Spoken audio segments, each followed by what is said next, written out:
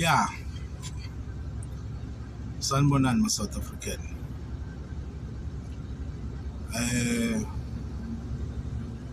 Sikule ndaba ye-truck driver.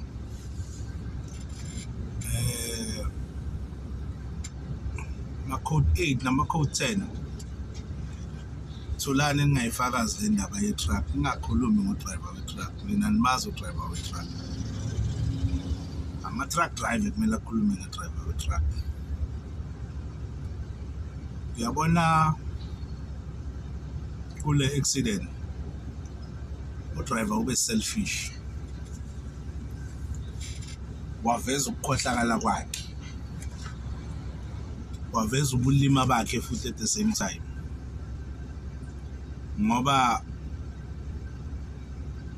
ngokuya komthetho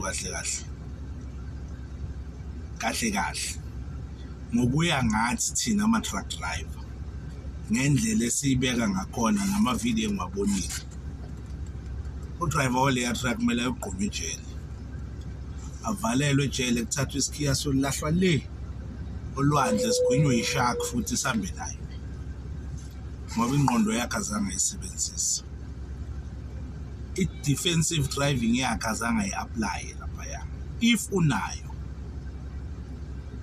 Yabona uma ngibona leya video, udriver bekana 90 to 95% yokuthi angaphuma kuleya nkinga leya kungayenzakalanga lutho, baxabane nje no-driver we-taxi, bathukane, adlule ngapha u-taxi driver, adlule naye aqhubeka ephambili, abantwana bavuke Monday bahambe baye esikolweni kube right, kungayenzakalanga lutho.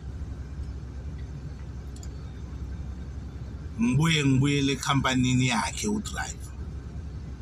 Ikhampani i-release i-video ngoba ifuna ukuprotect udriver. Make-release i-video eshodayo, because la ematragini i-camera mayishuta, ishuta phambili, ishute nathi phakathi, ikhipha isikhathi, ikhipha ispeed.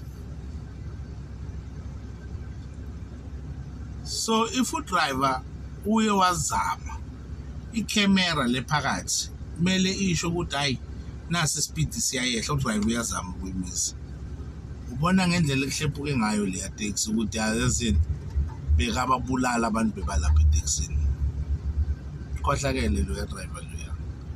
I wish nje ukuthi umthetho ungamthatha umgqome ejele, ungamkhiphi ayohlala khona impilo yakhe yonke.